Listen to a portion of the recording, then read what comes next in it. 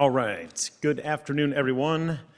I now call to order the Palm Desert City Council study session for Thursday, July 9th, 2026 at 3 p.m. We are here to discuss item 2A, an update on the new Palm Desert Library Facility Project and progressive design build procurement process.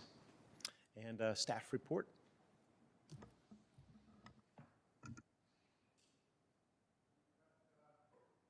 There we go. Good evening, Mayor, members of the council. Casey Arndt, Director of Capital Projects. Tonight's study session is intended to provide an update on the new library facility project, and more specifically, where we are in the progressive design build procurement process. We're going to walk through where we've been, where we are today, and why we've adjusted our procurement schedule, and what you can expect over the next several months. First, a brief timeline of the project and how we arrived at today's procurement, followed by an update on the current design builder selection process. Third, why staff believes additional due diligence is necessary before recommending a partner. And lastly, the next steps, including our return to council in August and September.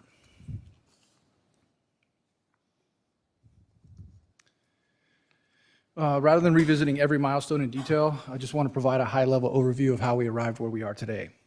Council first authorized the conceptual design in 2024. In 2025, that work established both the project program and the approximately $30 million project budget. Later that year, Council selected Tilden Coyle as the city's original progressive design builder. As design validation progressed, it became apparent that the projected project costs significantly exceeded the city's approved budget. In March of this year, Council directed staff to conclude that procurement after completion of demolition and begin a new competitive procurement process. Since then, we've demolished the existing Parkview building, issued a new request for proposal, and we received 6 highly qualified teams, shortlisted 3 firms, and completed a first round of interviews. Brings us where we are today, and this next slide summarizes exactly where we are in that procurement process. The procurement has been intentionally structured to identify the team that will provide the greatest long-term value, not just at the lowest initial cost. We received 6 proposals from highly qualified progressive design build teams. Following detailed evaluations, we shortlisted 3 firms and completed first round interviews. Those interviews allowed the evaluation committee to narrow the field to 2 exceptional teams. We are now entering that second round of interviews to better understand each team's technical approach, design philosophy, collaboration style, and ability to deliver this project within the city's objectives. This additional step is what has shifted from our original July award recommendation. And before discussing why we've added this step, I want to briefly orient everybody to the project site. And here is the project site as it currently stands today. The demolition of the building has been completed. The site has been secured and is now ready for the next phase once a design build partner is selected. This focus now shifts from preparing the site to selecting the team that will help us deliver the project successfully.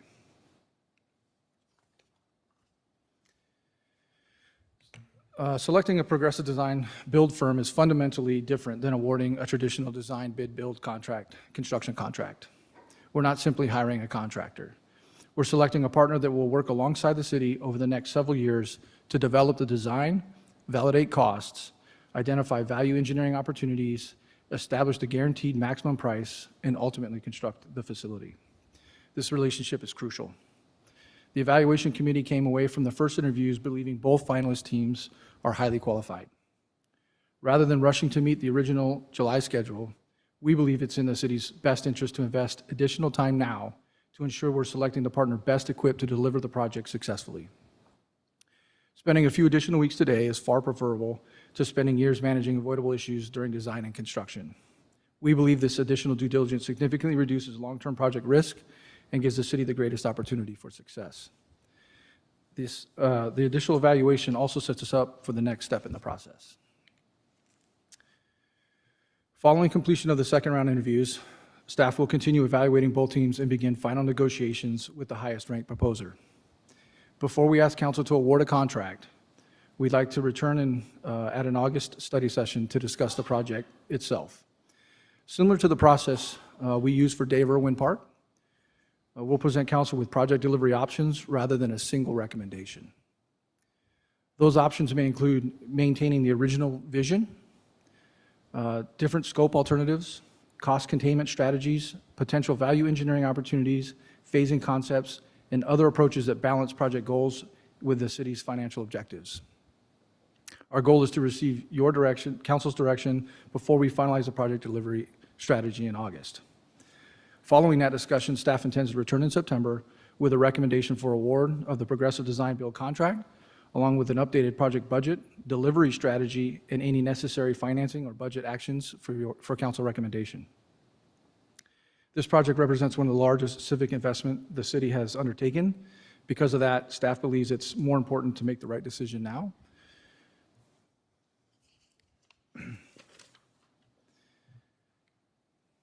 And in closing, staff remains fully committed to delivering the library that meets the community's expectations while being fiscally responsible. We believe taking additional time today to select the right partner and returning to council to discuss project delivery options before recommending award positions the city for the greatest long-term success. And with that, I'd be happy to answer any questions. Any questions or comments from my colleagues? Yeah. Thank you very much. Do we anticipate that in this new process, this will change the schematics and the design as we currently have? Or is this for a partner that will get us to execute this vision?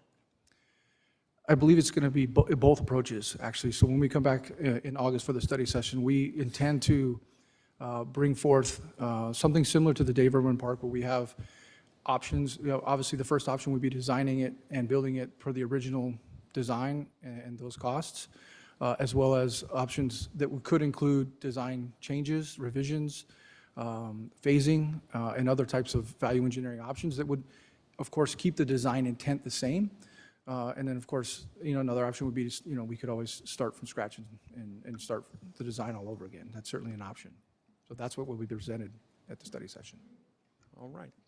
Councilmember Nastandi. Okay. Yeah, and along that vein, with different design options, even starting from scratch, the material that this building is made of and the footprint of the rest of our buildings, I don't know the cost of it, but perhaps it could be an option that the library have the same material as the current buildings.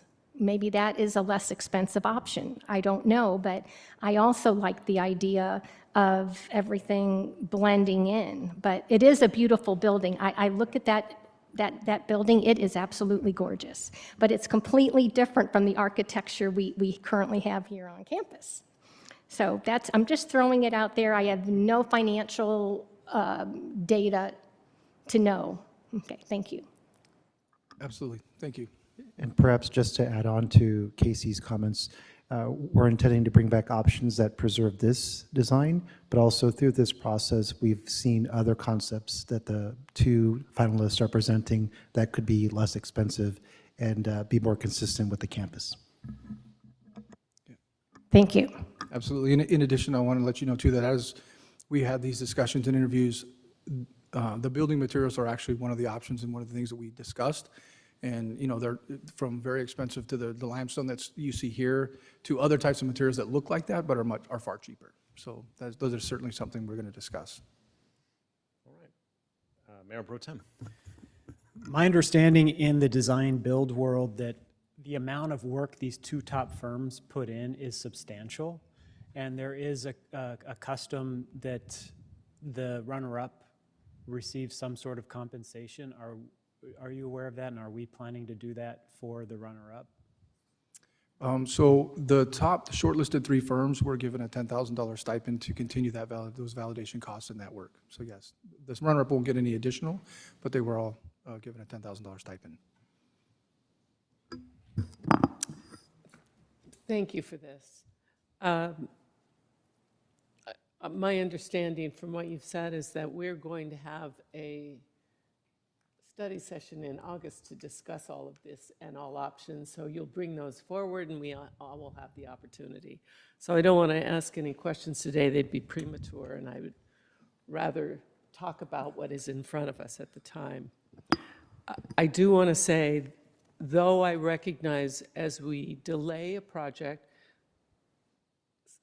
sometimes we stand the risk of increasing costs. But on the other hand, there is the option out there, who knows what happens in the market, and it may go down. But I do want to say that, you know, I always look at things like this when we're really investing in our investment right now, that if we don't have the time to do it right the first time, we will not have time to do it right the second time. So I appreciate that you're taking the time to do it right the first time. We're taking slow, methodical steps and reviewing this closely. And I know we're going to have a great project. So thank you so much for all the time and effort you're putting into this. Very welcome, thank you. Included in any of the proposals, was there a sort of timeline on build-out anticipated, or is that come later? Yes, that was part of the interview process, was to provide an updated schedule for the project in itself. And those were included in those interviews. And so the current timeline, based off of where we are today, with the expectation that we come back in August for study session and then council for award in September, that puts the project beginning somewhere in October, the NTP in October, the design completing about 6 months later than that, and the project would be then finished by very end of 2028, early 2029. So it just shifted the schedule overall by about a month and a half. So we're still really going to be close to the original schedule. Perfect. All right, thank you very much. Anybody Yes. else? Oh, yeah, Councilmember Moreno. I wanted to follow up on the Mayor Pro Tem's comment about the $10,000 stipend. When that is issued, is there any provision that we keep the schematics or renderings of what they did so that we can keep that for other considerations as the design evolves or changes grow?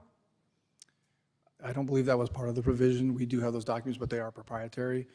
They were schematic in nature, most of them AI-driven, to be honest with you. Others were far more detailed.